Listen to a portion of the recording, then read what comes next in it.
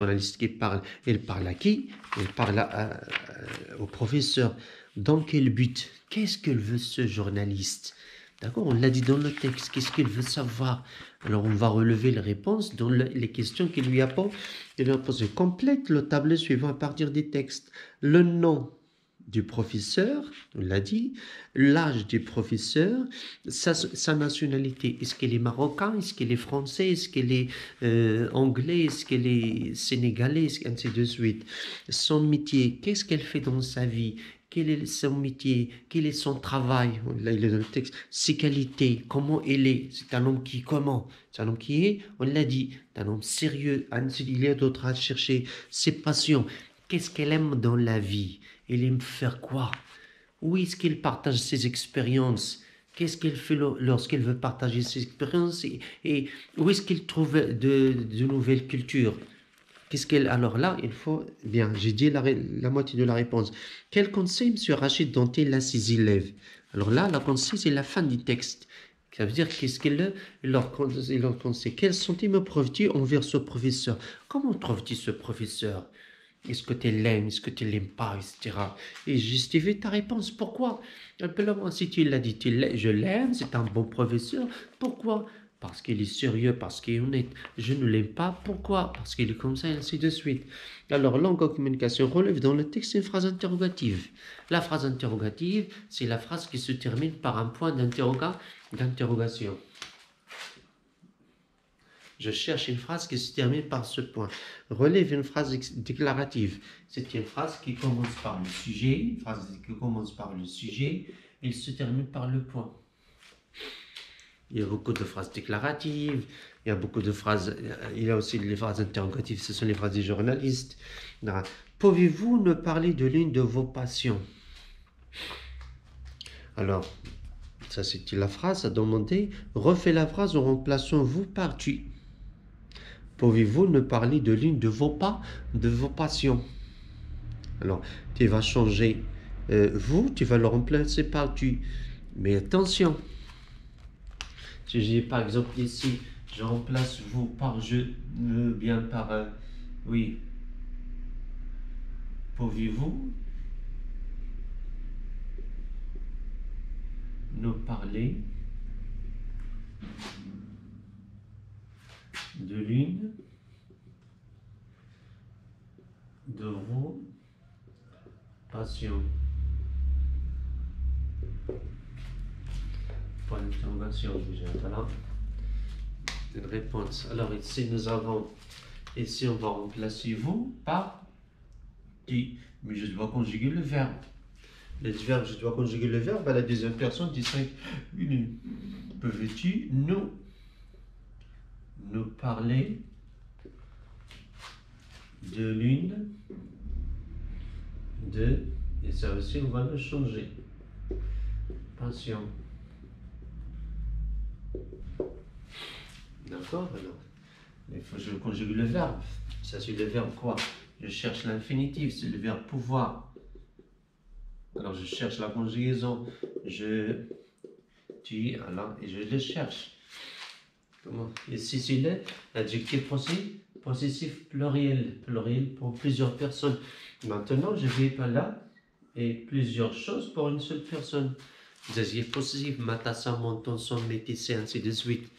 C'est une occasion pour chercher, vérifier, réviser les adjectifs possessifs. C'est la conjugaison du verbe pouvoir. Bien, Rachid et Maroc. Pardon, il est ici, j'ai oublié. Pose la même question d'une autre manière. Je change. Je peux ajouter est-ce que vous pouvez me parler de l'une de vos passions? D'accord? B. Est-ce que vous pouvez nous parler de l'une de vos passions? Bien, Rachid dit Marocain, c'est un homme sérieux. Réécris la phrase en plaçant Rachid par Rachida. Ici, on parle du masculin. Rachid est masculin. Rachid, masculin. Marocain, masculin. Homme, c'est masculin. Sérieux, masculin. Rachid.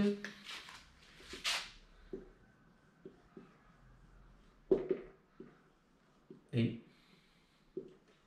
Marocain. Rachid est marocain, c'est un homme sérieux. C'est un homme sérieux. Qu'est-ce qu'on va changer dans cette phrase? On va changer Rachid par Rachida. Et on ne va pas la changer. Ici, je vais la mettre au féminin. C'est par exemple, nous avons ici Rachid est égyptien. On va dire Rachida est égyptienne. D'accord? Alors, je change. Ici, voilà. Ici, un va devenir une. Homme. Ça ne va pas être homme. Parce que l'homme, c'est pour Rachid. Alors, pour Rachida, qu'est-ce qu'on va dire? C'est une... Voilà, c'est une quoi? Et sérieux. Sérieux, voilà, se change aussi. Si on a dit c'est un homme heureux, on va dire c'est une quoi? Heureuse. On va dire heureuse. D'accord? Alors à vous de deviner les réponses. Dans l'infinitif, le temps est le mode de 3 verbes soulignés dans le texte. Quels sont les verbes soulignés dans le texte?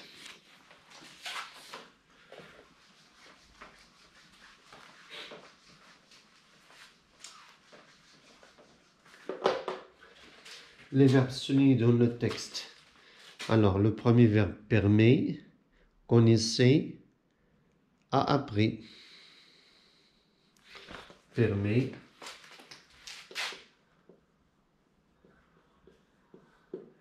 connaissait, a appris. Qu'est-ce qui a été demandé? Ce qui a été demandé, c'est de donner le verbe, on l'a écrit, l'infinitif. L'infinitif. Celui-là ressemble au verbe, par exemple, je donne un autre exemple, le verbe mais. L'infinitif, c'est mettre. Alors, c'est quoi l'infinitif de mettre? Ici, je peux dire, par exemple, naisser. Alors, c'est naître. C'est naître. Alors, c'est quoi l'infinitif de connaître? Ici, a appris, je peux dire, par exemple, a compris. A compris. C'est comprendre. Alors, c'est quoi l'infinitif de a appris?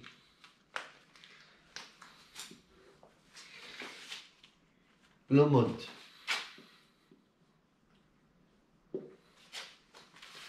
Le mode. Quels sont les modes qu'on a? Nous avons le mode indicatif, le mode subjonctif, le mode impératif, le mode conditionnel, même si les grammairiens le font, l'inclusent dans le mode indicatif, le mode infinitif et le mode participe. Voilà, le mode participe. Quel est le mode indicatif? Les temps qui font partie du mode indicatif.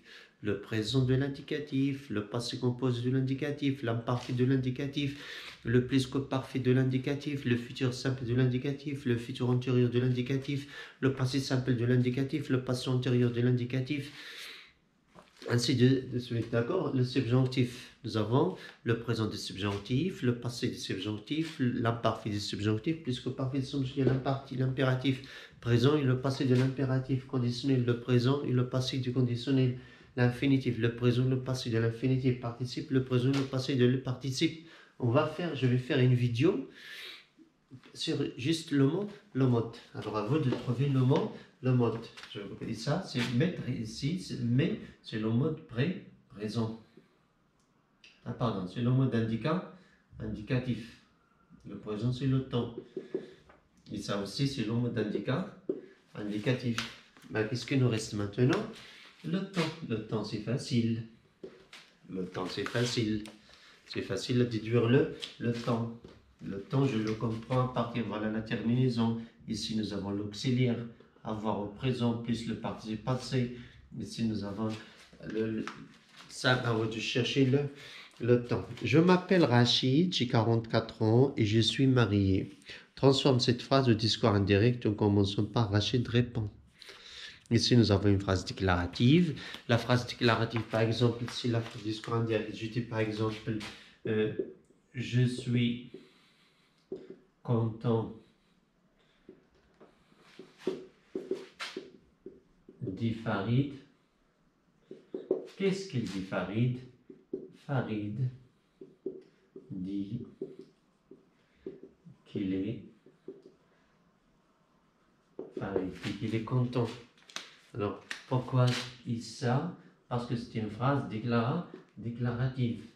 C'est la phrase déclarative. Lorsque la phrase déclarative, on l'enchaîne par que, et je remplace je par il, parce que ce n'est plus Farid qui parle, c'est quelqu'un. Qu'est-ce qu'il dit Farid? Farid dit qu'elle est content. Faites attention à la transformation aussi du verbe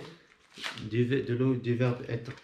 D'accord? Alors, à vous de transformer cette phrase sur le même modèle. Dans les verbes correspondant au nom suivant, le nom apprentissage, vous allez chercher le verbe motivation, cherchez le verbe, utilisez le dictionnaire, vous pouvez utiliser le dictionnaire ou autre chose. Voilà, alors voilà la première partie. Et cette partie, on va la faire dans... non, il reste encore ce tableau. Après, on va faire ça dans une autre leçon. Complète le tableau suivant. L'énoncé, situation de communication. C'est quoi l'énoncé? C'est la parole. La parole. Qu'est-ce que tu as dit? Qu'est-ce